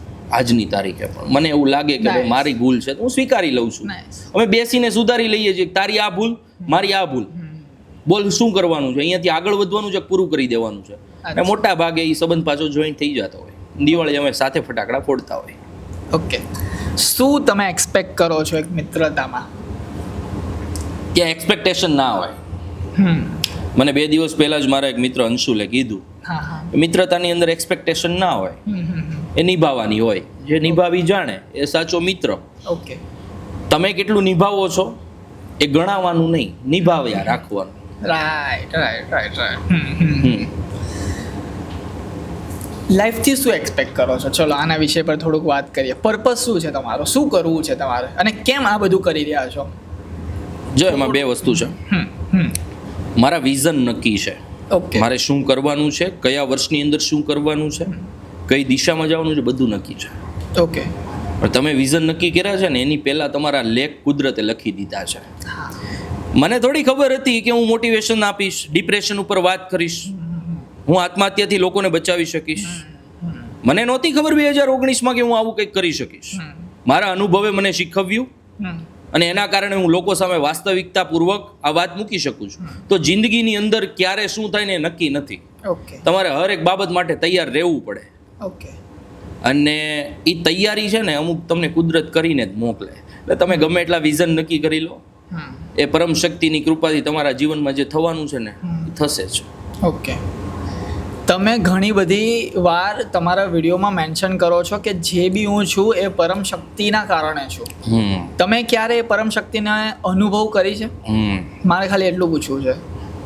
ફીલ કરી છે કે હા? એક ઇન્સિડન્ટ કહું કે મને 25 લાખ રૂપિયાની ઓફર હતી ઓકે. એક જગ્યાએથી ઓકે. કે તમારે આ બાબત ઉપર બોલવાનું છે અને એના બદલામાં તમને 25 લાખ રૂપિયા અમે તમને આપશું. બધાની દુખતી રૂપિયો હોય અને 25 લાખ આપતા હોય તો કોણ ના પાડે? હા રાઈટ. બિગ અમાઉન્ટ છે. હા. બટ એ નિર્ણય લેવામાં ક્યાંક ને ક્યાંક ભગવાને મને અટકાવ્યો. ઓકે. અટકો. ઘણા બધા લોકોએ કીધું કે ગમે હોય કરી નાખવાનું હોય, 25 લાખ રૂપિયા મળે છે ને લોકો સામે જોવાનું થોડું. મેં વિચારવામાં સમય કાઢ્યો. મેં સમય કાઢ્યો. રાઈટ. હજી હું વિચારતો હતો એની પહેલા એ વ્યક્તિના જે પણ કાંઈ ઓલા હતા એ બધું બહાર આવી ગયું અને એક્સપોઝ થઈ ગયું. ઓકે. જો કદાચ એ વ્યક્તિએ કીધું એમ મેં કરી નાખ્યું તો 25 લાખ રૂપિયા મારા ખીચામાં હોત. પણ હું મારું સ્વમાન, મારું સ્વાભિમાન બધું ભગવાઈ ગયું હતું. તો ત્યાં મારી લાજ રાખી લીધી. ભલે 25 લાખ રૂપિયા ન આવ્યા તો કાંઈ નહીં, સમજો છો? એવા અઢળક ઉદાહરણો છે. કાલે હું ગાડી લઈને જતો હોય ને મારું એક્સિડન્ટ થતાં બચાવી લે એવા ઉદાહરણો અઢળક હોય. પણ મારી પાસે એવા વાસ્તવિક ઉદાહરણો ઘણા છે કે જેની અંદર એણે મને રક્ષણ પૂરું પાડ્યું છે અને ઘણી બધી મારી ભૂલોને પણ એણે બચાવી છે. અને ત્યાંથી આપણે એવું નક્કી કર્યું છે કે આ ભૂલો સુધારી નાખવી છે. લાઈફની અંદર બીજી વાર આવી ભૂલો ના થવી જોઈએ. ઓકે.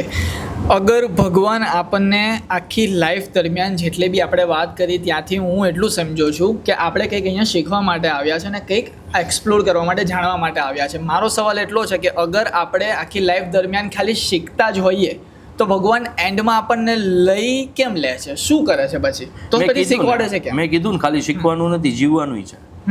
તમે જેટલું શીખો છો એ પ્રમાણે જીવન જીવતા જાઓ, જીવનની મજા લેતા જાઓ. એક દિવસ તો આ દુનિયામાંથી બધાને જવાનું છે. એનાથી થશે શું? એ થોડું તમારું જીવન ઉન્નત થશે. ઓકે. 2019માં હું જે જીવતો હતો એ મેં મારી ડાયરીમાં લખેલું છે. તો આજના દિવસે હું જ્યારે મારી એ 2019 વાળી ડાયરી વાંચું ને ત્યારે મને ખબર પડે કે દર્શિત 2019માં શું હતો. ઓકે. તો એમાંથી મેં લેસન્સ શું લીધા, હું શીખો શું, એ શીખવું એ પ્રમાણે મેં મારા જીવનને સુધાર, એ શીખ્યો એ પ્રમાણે મેં મારા જીવનને ઉન્નત બનાવ્યું, એ શીખ્યો એ પ્રમાણે મેં મારા જીવનને સદ્ધર બનાવ્યું, એ પ્રમાણે આગળના વર્ષો જીવવાના છે. તો શીખવું જરૂરી છે પણ સાથે જીવવું જરૂરી છે. ખાલી શીખવાનો કોઈ મતલબ નથી. ઘણા બધા લોકોને આવી રીતે જોયા છે કે જ્યારે આપણે નસીબની વાત કરતા હોય ને ત્યારે એવું કે આપણા નસીબમાં તો લખાયેલું જ છે એટલે જ આવું થાય કે આવું થાય, વોટ એવર, ખરાબ કે સારોમાં આપણે નથી જતા પણ આવું થાય. એ રિઝલ્ટને લઈને એ લોકો પ્રયત્નશીલ જ ના હોય. રાઈટ. તમે બી જોયા હશે કે બેઠા રહે કે ભાઈ થવાનું હશે, થશે, ભગવાન કરે ઠીક. મારો અત્યારે તો બહુ એક ટ્રેન્ડ ચાલ્યો છે કે મારો ઠાકર કરે ઠીક. એક રીલ ઉપડી છે કે મારો ઠાકર કરે ઠીક. પરીક્ષામાં માર્ક્સ આવ્યા તો આવ્યા. અત્યારે સ્ટડીઝનો માહોલ ચાલી રહ્યો છે, 12માની પણ એક્ઝામ ચાલી રહી છે. શું એડવાઇસ આપશો કે આપણા નસીબમાં ભલે જે પણ લખાયેલું હોય પણ આપણે એટલીસ્ટ ટ્રાય મારવી જોઈએ? તમને એવું લાગે છે? એ બાબતે મારું એવું માનવું છે કે ઘણાને છે ને જોતું ન હોય ને એ મળી જાય. આપણે ઘણી બધી વખત જોતું હોય જે વ્યક્તિની હોજરી જ ના હોય પચાવવાની, એની પાસે બધું જ હોય. હા અને જે વ્યક્તિ એના માટે તલપાપડ થતો એની પાસે કાંઈ ના હોય. હા right. મેં મારી લાઈફની અંદર એક વસ્તુ અનુભવી છે. મારી લાઈફનું સ્ટ્રક્ચર એવું છે કે હું સંઘર્ષ કરીશ ને, હું સ્ટ્રગલ કરીશ ને તો મને બહુ સારું મળશે. અચ્છા ઓકે, અચ્છા હું સ્ટ્રગલ કરીશ, હા. હું સંઘર્ષ કરીશ તો મને લોંગ ટર્મ સુધી મળશે ને બહુ સારું મળશે. ઓકે હું સ્ટ્રગલ નહીં કરું, હા. થાકી જઈશ ને બેઠો રહીશ હા. તો મને કાંઈ નહીં મળે. ઓકે તો બધાની લાઈફના અલગ અલગ સ્ટ્રક્ચર છે. હા એ સ્ટ્રક્ચરની અંદર એ જીવે છે. ઓકે. આજુબાજુનું વાતાવરણ છે એ વાતાવરણની અંદર જીવે છે. ઘણા તો એમ કહેવાય ને કે પેઢીઓથી શ્રીમંત હોય તો એને બીજે કોઈ વસ્તુની જરૂર ના હોય, હા, હા. એના લેખ લખીને આવ્યો હોય, પણ તમારા લેખમાં સંઘર્ષ જ લખ્યો છે તો કરી લેવાનો ભાઈ, શીખવા મળશે કંઈક. રાઈટ. તમે જ્યારે આ વાત કરી ત્યારે હું ખુશ કેમ થયો ખબર છે? બિકોઝ હું બહુ રિલેટ કરું છું આ વાતથી કે અમે જ્યારે શરૂઆતી દિવસો હતા ને ત્યારે અમે બહુ બધી વસ્તુ ટ્રાય કરી લીધી હતી. સંઘર્ષ એટલે અત્યારે જે કરી રહ્યા છે ને એવું માનો કે આટલું જ સંઘર્ષ, આટલી મહેનત, આટલું જ સંઘર્ષ ખાલી 2 જણામાં. અમે અડધી રાત સુધી જાગતા હતા, સારામાં સારો યુટ્યુબ વિડીયો અમે બનાવતા હતા, સ્ટીલ ના ચાલે. અને જે એફર્ટલેસ કન્ટેન્ટ બનાવીએ, ખાલી અમે 2 જણા ઊભા રહીએ અને કંઈક એવી ક્રિકેટની વાતો કરીએ અને એ વિડીયો ફાટે, તો અમને એવું થતું હતું કે સાલું એફર્ટલેસ કન્ટેન્ટ આટલા બધા ચાલે છે અને જેમાં મહેનત કરીએ, હાઈ પ્રોડક્શન બેસાડીએ અને બધું કરીએ એ કેમ નથી ચાલતું? આવી અનુભૂતિ કેમ અમને થતી હતી? તમને શું લાગે છે? તમે જે વસ્તુમાં એફર્ટ્સ કરતા હતા ને એમાં ભગવાનને તમને વધારે પરિપૂર્ણ બનાવતા, નિપુણ બનાવતા. Okay okay okay.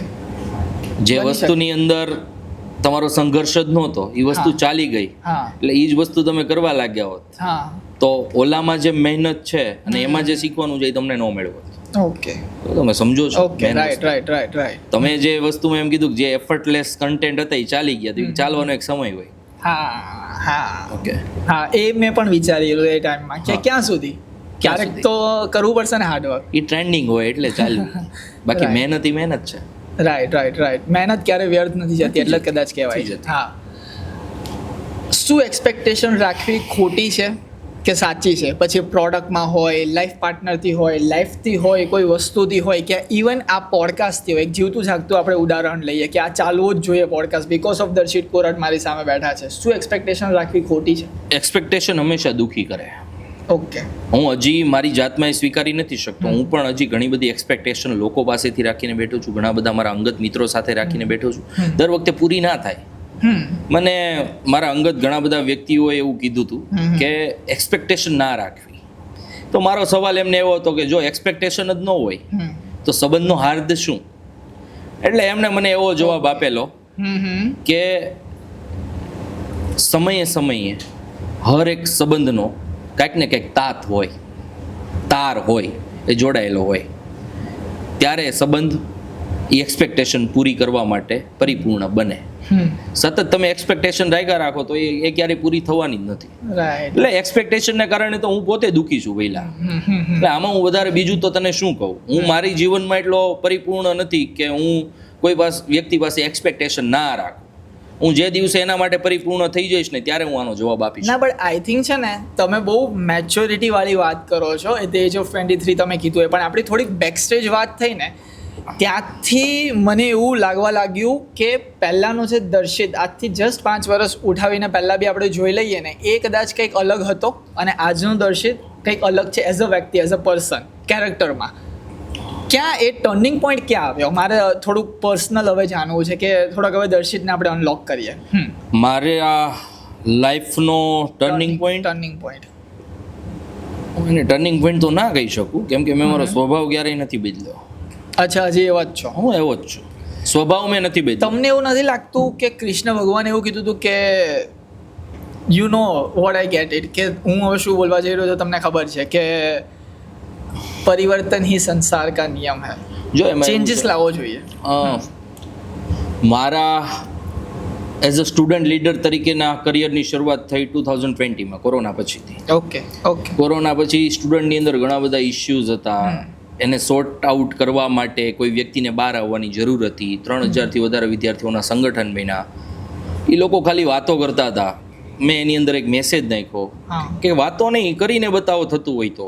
એટલે વ્યક્તિઓએ સામું કીધું તારાથી થતું હોય તો તું કરી દે. ત્યારથી એક લીડરશિપનો જન્મ થયો. ઓકે.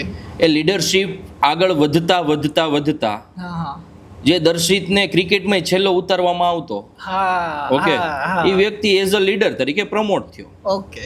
લોકોને હું ગમવા લાગ્યો, મારી ભાષા, મારું નેતૃત્વ ગમવા લાગ્યું.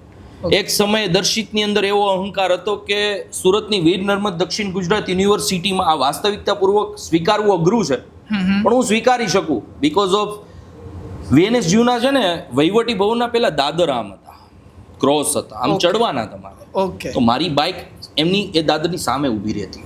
હા. તો એક સમયે દર્શિત કોરાટની અંદર એટલો અહંકાર અને અભિમાન કે એ બાઇક ત્યાંથી કોઈ હલાવે અથવા તો કોઈ એમ કે અહીંયા બાઇક નહીં, તો હું એની ઉપર સવાલ કરતો, જોજો નોકરી કરવાની છે ને, એટલે દર્શિત કોરાટની બાઇક, એ અહંકાર. દર્શિત કોરાટની બાઇક.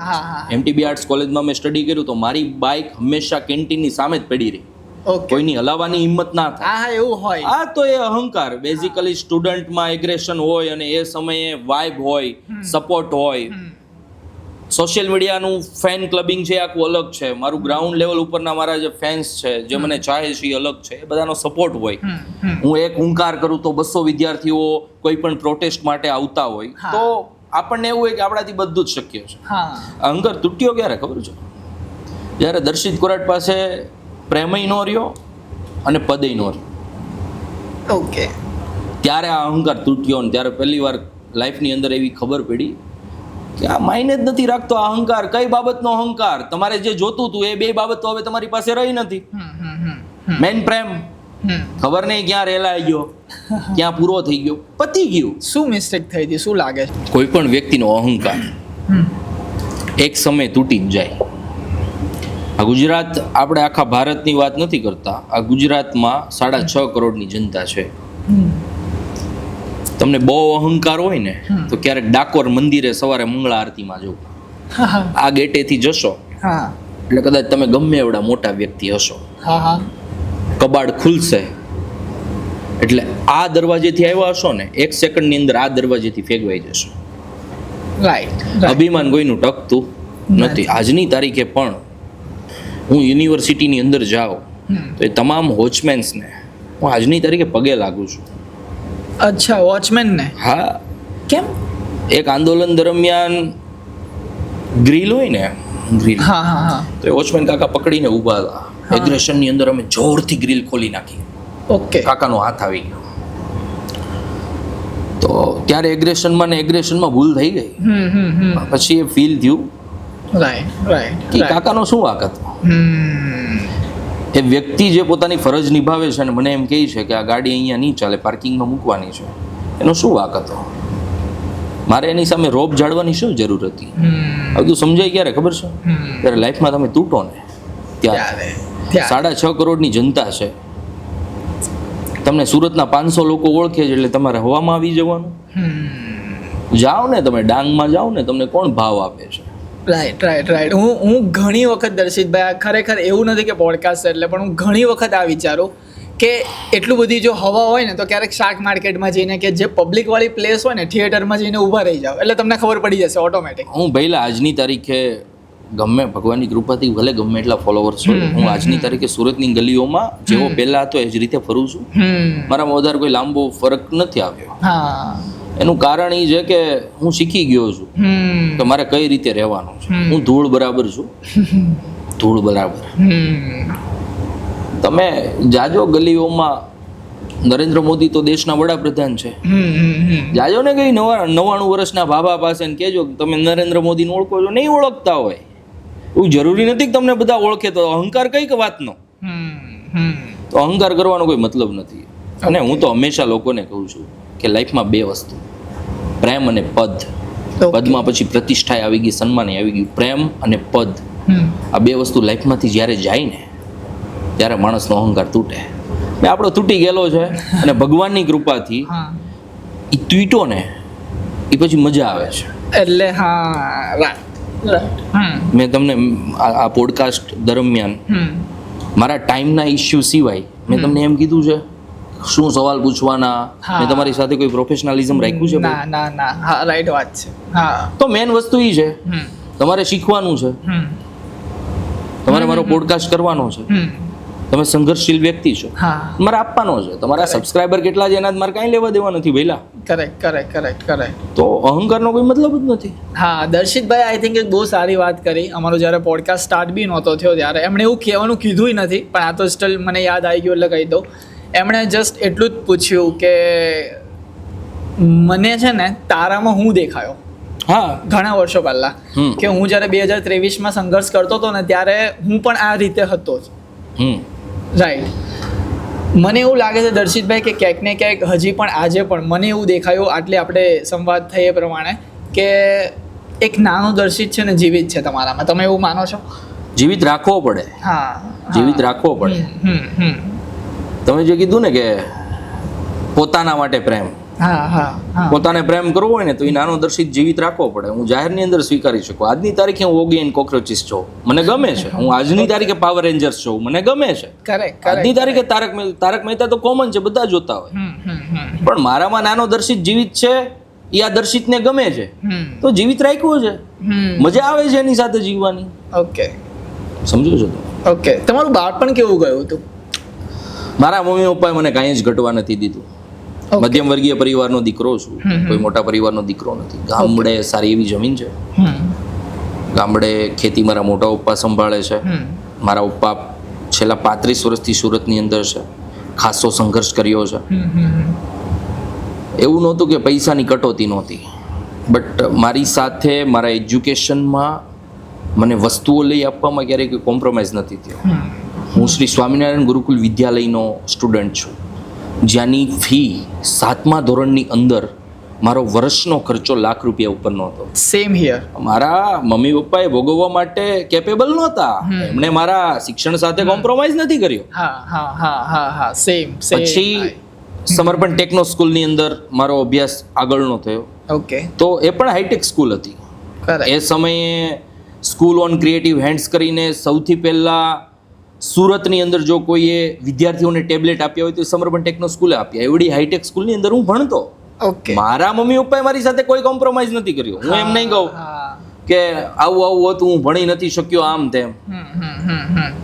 મારા મમ્મી પપ્પાએ મને જે જોતું હતું એ બધું આપ્યું ને. એક વસ્તુની સ્પષ્ટ કહી દઉં, જે વસ્તુની મારે જરૂર નહોતી ને એ કદાચ મેં લાખ ધમપછાડા કર્યા ને તો એ મારા મમ્મી પપ્પાએ નથી આપી. ઓકે. બાઇક મારા મમ્મી પપ્પાએ નથી અપાવી. આઈ થિંક હોવું જોઈએ એવું. હા, મારા મમ્મી પપ્પાએ મને બાઇક નથી અપાવી. અપાવી શકતા હતા પણ નથી અપાવી. એણે મારો ઈગો હર્ટ કર્યો અને મેં મારા રૂપિયા લીધી. અને રૂપિયા લીધેલી બાઇક, હવે મજા આવે છે. રૂપિયા લીધેલી બાઇક આજની તારીખે મને મારા જીવથી વાલી છે. એનું નામ હાથી છે. મારી બાઇકનું નામ હાથી છે. ઓકે. આજની તારીખે એ મારા જીવથી વધારે વાલી છે. સખારામ છે ને, સખારામ, એ રીતે મારી બાઇક છે. બીકોઝ ઓફ એ કદાચ મારા મમ્મી પપ્પાએ મને લઈને દીધી હોત ને, મને એની સાથે એટલું અટેચમેન્ટ ના હોત, પ્રેમ ના હોત. આજની તારીખે મારી પાસે ઘણું બધું છે, ઓકે, કેપેબલ છું, બટ મેં મારી બાઇક નથી છોડી. આજે સુરતના રસ્તા ઉપર હું બાઇક ઉપર જ જઉં છું, મને મજા આવે છે મારી બાઇકની અંદર. તો અમુક વસ્તુ તમારા મમ્મી પપ્પા તમારા માટે કરતા હોય ને એ સારા માટે જ કરતા હોય. મને એવું લાગતું, હું યાર એક બાઇક નો અપાવી શીખા, એક એક્ટિવા નો લઈ દીધું, પણ એ નો લઈ દીધું ને એટલા માટે જ હું કમાતા શીખો. કમાવાની ધગશ આવી. નકર બધું તો જોતું હોય બધું મળી જાય તો શું કામ. તમે આજે શું રિયલી અંદરથી ખુશ છો? નહીં, હું સેટિસ્ફાઈડ નથી. અરે, હું ખુશ નથી. અને મારા બેન છે, ઓકે, જેમને હું બેન માનું છું, મેન્ટર માનું છું, નામ લેવું હું યોગ્ય નહીં સમજું. ઓકે. એમને મને કીધું હતું જે દિવસે લાઈફની અંદર સેટિસ્ફાઈડ થઈ જાઓ ને એ દિવસે તમે જીવવાનું મૂકી દેશો. જીવનની અંદર આશાઓ જન્મતી હોવી જોઈએ, જીવનનો કંઈક હાર્દ હોવો જોઈએ, ટાર્ગેટ્સ હોવા જોઈએ. ટાર્ગેટ્સ પૂરા કરતા રહ્યો ને તો જીવન જીવવાની મજા આવે. અને જે મળ્યું છે એનું શું? જેટલું પણ છે અત્યારે આપણી પાસે એનું, એ સંઘર્ષથી મળ્યું છે, એનાથી હું સેટિસ્ફાઈડ છું. પણ એવું નથી કે અહીંયા પૂરું કરી દેવું એટલાથી આપણે સંતોષ માની લેવો. હજી તો ઘણું કરવાનું છે, ઘણું શીખવાનું છે. એટલે હું સેટિસ્ફાઈડ નથી મારા જીવનથી. હું મારા સક્સેસ પ્રોગ્રામમાંથી કદાચ મિલિયન્સમાં વ્યૂ ગઈ હશે ને કોઈ રીલ, તોય મને નહીં મજા આવી હોય. અચ્છા, પ્રોગ્રામમાં બીકોઝ ઓફ લોકો એનાથી સેટિસ્ફાઈડ હશે, પણ હું ક્યાંક ને ક્યાંક સેટિસ્ફાઈડ નહીં હોઉં. અમુક શબ્દો મારાથી વારંવાર બોલાઈ ગયા હશે, અમુક વસ્તુઓ મારાથી વારંવાર થઈ ગઈ હશે. લાસ્ટ જ અમારો ગોધરા નર્સિંગ કોલેજની અંદર મારો મોટિવેશનલ પ્રોગ્રામ હતો, તો બધા સેટિસ્ફાઈડ હતા, બધા જ. હું નહોતો, હું નથી સૂતો એ રાતે, મેં મારી ભૂલો ગોતી છે. એટલે લાઈફ સેટિસ્ફાઈડ હોય ને, રિલેક્સ લાઈફ હોય ને, એવી લાઈફ ન જીવાય.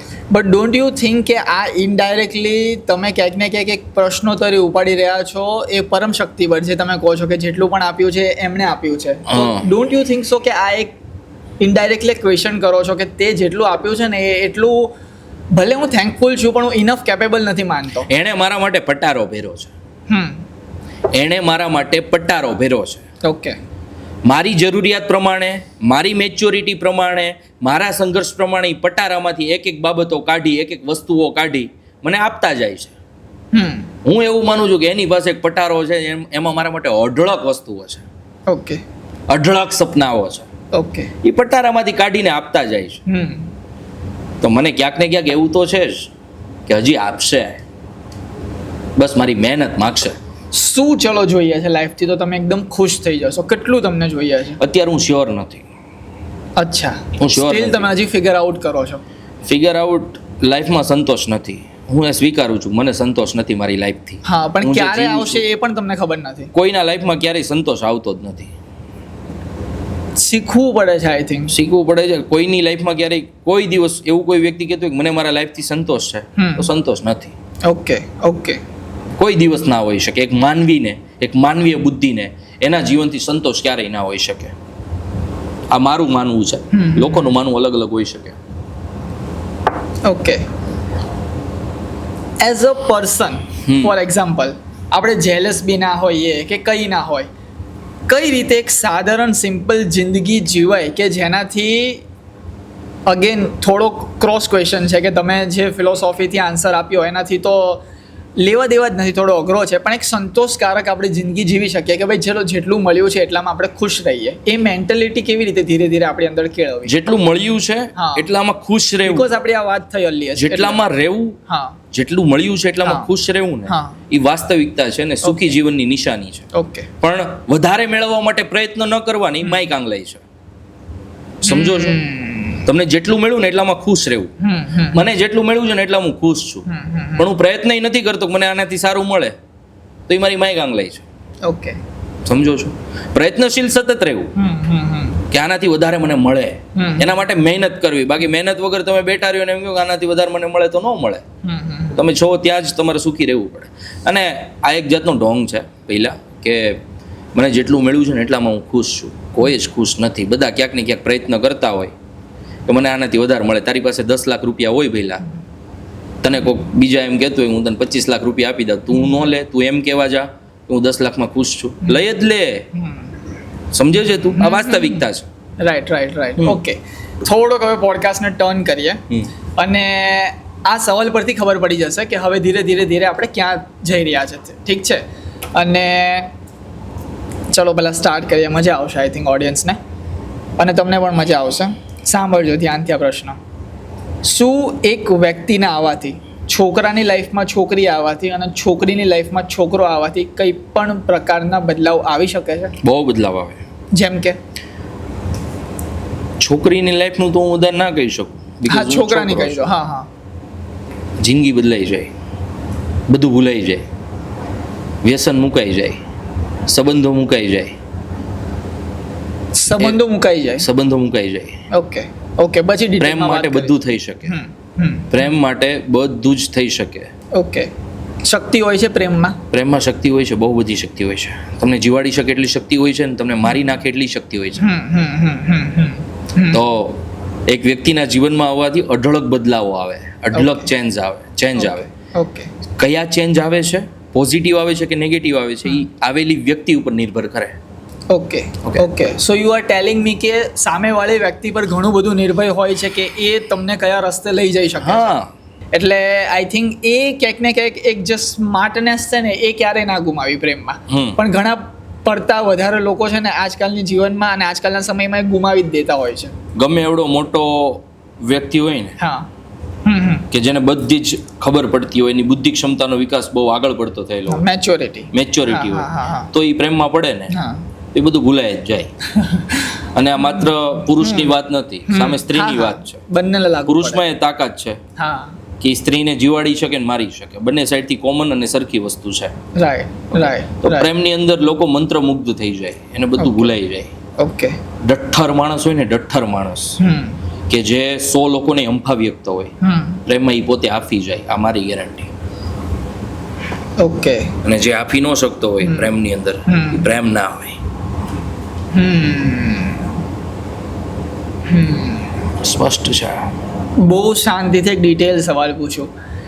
આજકાલના લોકોમાં છે ને ડિપ્રેશન બહુ આવી ગયું છે, સ્ટ્રેસ બહુ આવી ગયું છે, રાત્રે ઊંઘ નથી આવતી, 2 વાગ્યા સુધી મોબાઈલ મચડ્યા કરે છે, મેસેજ કરવા તડપે છે, એનો લાસ્ટ બધા મેસેજ જોવે અને ડિસ્ટર્બ થઈ જાય છે.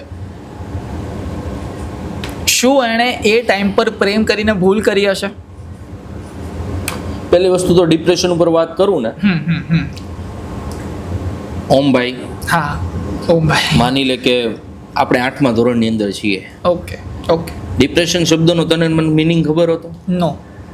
તો ત્યારે કદાચ તને મૂંઝવણ ફીલ થતી અથવા તો ડિપ્રેશન ફીલ થતું, તો તું એને નામ આપી શકતો કે ડિપ્રેશન છે? ના. અત્યારે છે ને ડિપ્રેશન એ બધું એટલું બધું ટ્રેન્ડિંગની અંદર ચાલે છે. તમને ડિપ્રેશન ફીલ ન થતું હોય ને, તો એને તમે ડિપ્રેશનનું નામ આપી દો છો. હા. બીજી વસ્તુ, મારા જીવનની ઘટનાઓ જે છે ને, એની ઉપરથી હું એ સ્પષ્ટપણે માનું છું કે જે સમયે જે વસ્તુ થવાની હોય ને, એ યોગ્ય જ થતી હોય. તમે કદાચ ધારો કે ન ધારો, એ થઈને જ રહી. એટલે જે સમયે તમને પ્રેમ થયો હોય અથવા તો એવું ફીલ થયું હોય મને પ્રેમ થયો છે, એ સમયે જે થતું હોય એ યોગ્ય જ થતું હોય. આગળના સમયમાં કાં તો તમને શીખવા મળે, પડો તો શીખવા મળે, બધું આગળ ચાલ્યું જાય. ધીરે ધીરે હવે આપણે આ પોડકાસ્ટના અંત તરફ જઈ રહ્યા છે. Last 2 question. ઓકે. પહેલો પૂછું કે અગર હું અજાણ્યો વ્યક્તિ છું આ દુનિયાના માટે, તો તમે મને શું શીખવાડશો?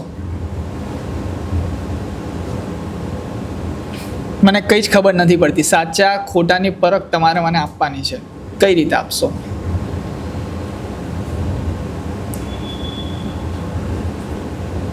અઘરો સવાલ છે. અરે ક્યાં વાત હે દર્શિત કોરાટભાઈ. દર્શિત કોરાટ માણસ જ છે ને, એની પાસે બધા સવાલોના જવાબ ન હોય. રાઈટ. વાંધો નહીં, વિચારો. કોઈ પણ વ્યક્તિનો જન્મ થાય ને ભાઈ, એના પરિવારમાં અને એના પરિવારના આજુબાજુના વાતાવરણમાંથી શીખતો હોય. જસ્ટ ઇમેજિન કે કોઈ વ્યક્તિ આ દુનિયાની બહારથી આવે છે અને મને કહે છે કે મને શીખવાડો કે આ દુનિયાની રહેણી કહેણી કેવી છે. મને એક રૂમની અંદર પૂરી દઈશ. ઓકે. અને એની અંદર મારી પરવરિશની અંદર જે પણ વસ્તુઓ થઈ ને, એ બધી વસ્તુ મૂકી દઈશ. ઓકે. કદાચ આ જવાબ હું મારા મનથી વિચારીને આપતો હોય અથવા તો નોય આપતો હોય, મને ખબર નથી, પણ મારા મનમાં જે વસ્તુ આવે છે એ વસ્તુ હું મૂકું છું. તમને ગુજરાતી શીખવાડવામાં આવશે ને તો તમે ગુજરાતી જ શીખશો, તમને મરાઠી શીખવાડવામાં આવશે તો તમે મરાઠી જ શીખશો. એ રૂમની અંદર હું ગુજરાતી બુક મૂકી દઈશ, એ રૂમની અંદર હું રામાયણ મૂકી દઈશ, એ રૂમની અંદર હું ભાગવદ્ ગીતા મૂકી દઈશ, એ રૂમની અંદર હું એવા તમામ ગ્રંથો મૂકી દઈશ કે જેમાંથી કંઈક શીખવાનું છે. એ વ્યક્તિ એને અનુસરશે ને એમાંથી કંઈક શીખશે. કોઈ વ્યક્તિને સલાહ આપવા કે આ રીતે જીવાય, એના માટે તો એ કોરી પાર્ટી છે ને, એને તો હું સલાહ બીજી તો શું આપી શકું? એવી હું પોતે એટલો સક્ષમ નથી કે હું કોઈ વ્યક્તિને એવી સલાહ આપી શકું કે ભાઈ તું અહીંયા કોરી પાર્ટી બનીને આવ્યો છું ને અહીંના લોકો આવા છે, કેમ કે હું એ જ લોકોમાંનો એક છું. હું કેમ કહું એને કે હું આવો છું એમ? Last question. આ દુનિયાની એવી કઈ કડવાહટ છે, એટલે ખરાબ વસ્તુ કે જે તમને નથી ગમતી અને ના હોવી જોઈએ દુનિયામાં, એ દુનિયા ખરાબ કરે છે, આજની જનરેશનને ખરાબ કરે છે, આવનારી પેઢીઓને ખરાબ કરે છે અને ખોટો મેસેજ પહોંચાડે છે? અઢળક ખરાબ વસ્તુઓ છે, કેટલાકના નામ લઈશું. અને મેન વસ્તુ એમ છે કે તમારા જીવનની અંદર કોઈ ખરાબ બાબતો કે ખરાબ વસ્તુઓ બને છે, તો એ કંઈક ને કંઈક બાબતોને લઈને જ બનતી હોય. એ હું મારા કહેવાથી કે તમારા કહેવાથી ખરાબ ના થઈ જાય, એ સામેવાળા વ્યક્તિના પોઈન્ટ ઓફ વ્યૂ પ્રમાણે ખરાબ, મારા પોઈન્ટ ઓફ વ્યૂ પ્રમાણે ખરાબ હોય ને સામેવાળા વ્યક્તિના પોઈન્ટ ઓફ વ્યૂ પ્રમાણે ખરાબ ના હોય. મારા પોઈન્ટ ઓફ વ્યૂ પ્રમાણે ચિકન ખાવું એ બહુ ખરાબ વસ્તુ છે, સામેવાળા વ્યક્તિના મત મુજબ ન હોય. એટલે આ દુનિયાની અંદર મારા માટે જે ખરાબ છે એ બધા માટે ખરાબ હોય એવું જરૂરી છે નહીં પહેલાં. તો મારું સ્પષ્ટપણે એવું માનવું છે કે આ બાબત માટે જે તે વ્યક્તિના પોતાના ઇથિક્સ અને પોતાના પોઈન્ટ ઓફ વ્યૂ છે ને એના ઉપર નિર્ભર કરે કે આ બાબત ખરાબ છે કે સારી છે. રાઈટ. દુનિયા બગાડવા વાળા અઢળક છે, દુનિયાને સુધારવા વાળા અઢળક છે. કરેક્ટ. રાક્ષસોય હતા અને દેવીય શક્તિઓય હતી. એ આ દુનિયાને સ્ટેબલ કરે છે. એ સ્ટેબિલિટીમાં આપણે જીવીએ છીએ. નક્કી તમારે કરવાનું છે ખરાબ બાબતો લેવી કે સારી બાબતો લેવી. સ્પષ્ટ છે. Right. Okay, perfect. Thank you so very much દર્શિતભાઈ, આજનો તમારો ખૂબ જ બિઝી શેડ્યુલમાંથી અમને આ સમય આપવા બદલ. કેટલા વાગ્યા? બિકોઝ હા, એટલે એ જ કહેવાનો હતો કે અમે ઓલમોસ્ટ કેટલા વાગ્યા છે? 3:47 થઈ છે. એટલે ઓલમોસ્ટ અમે 4 વાગ્યા પોડકાસ્ટનો એન્ડ અપ કર્યો છે. આપણે આઈ થિંક 1 વાગે આપણે શરૂ કર્યું હશે, મને બહુ ખ્યાલ નથી, પણ હા, એટલે અમે લિટરલી મિડનાઇટે 4 વાગે અમે આ પોડકાસ્ટનો એન્ડ અપ કર્યો છે. એમનું શેડ્યુલ ખૂબ જ બિઝી હતું.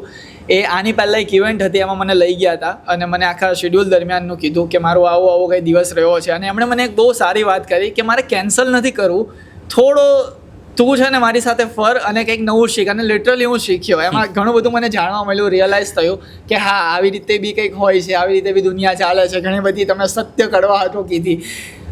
Thank you so very much again. જેટલો એમાં આભારી માનું એટલું ઓછું છું. Thank you so very much તમારી સાથે મને ફરાવવા માટે, આજનો સમય આપવા માટે. મને અહીંયા છે ને એ હાર્દ ક્લિયર થાય છે.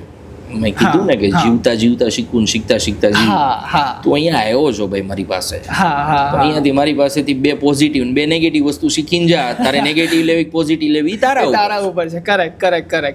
રાઈટ. અને હું એક સજેશન દઈશ તને. હા, પ્લીઝ. મેં ઘણા બધા પોડકાસ્ટ કર્યા છે. હા. અમુક પોડકાસ્ટમાં મેં લોકોને સાંભળાય નથી, આ વાસ્તવિકતા છે. ઓકે. શરૂઆતના પોડકાસ્ટો એવા હતા કે જેમાં ખાલી મારે વ્યૂ સાથે મતલબ હતો. હા.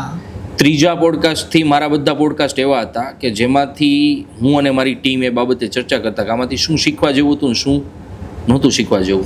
અમે લખતા લિટરલી કે આ બાબતો આપણે લાઈફમાં અપનાવવા જેવી છે, અને લિટરલી અમે અપનાવી. બહુ મોટા પોડકાસ્ટર પાસે મેં એ વસ્તુ સાંભળી હતી કે પોડકાસ્ટ એ વ્યૂ માટે ના હોય, એ શીખવા માટે હોય. અને ત્યારથી જ મેં એક શબ્દ મારા હરેક ગેસ્ટની અંદર ઉમેરો છે કે હું પોડકાસ્ટ કરવા આવું છું, પણ હું પોડકાસ્ટ કરતાં વધારે તમારામાંથી શીખવાની ભાવના રાખું છું. અને 10 પોડકાસ્ટ એવા છે કે જે ઓન બોર્ડ નથી. ઓકે. અમે બેસીને ખાલી ચર્ચા કરેલી છે અને અમે શીખેલા છે, એનું રેકોર્ડિંગ નથી, બટ અમે પોડકાસ્ટ કરેલા છે. અને એ આ ગુજરાતના એવા મોટા મોટા વ્યક્તિઓ છે કે એ કદાચ મેં અપલોડ કર્યો હોત તો અત્યારે હું બહુ મોટો પોડકાસ્ટર હોત. મારે નથી કરવો. રાઈટ.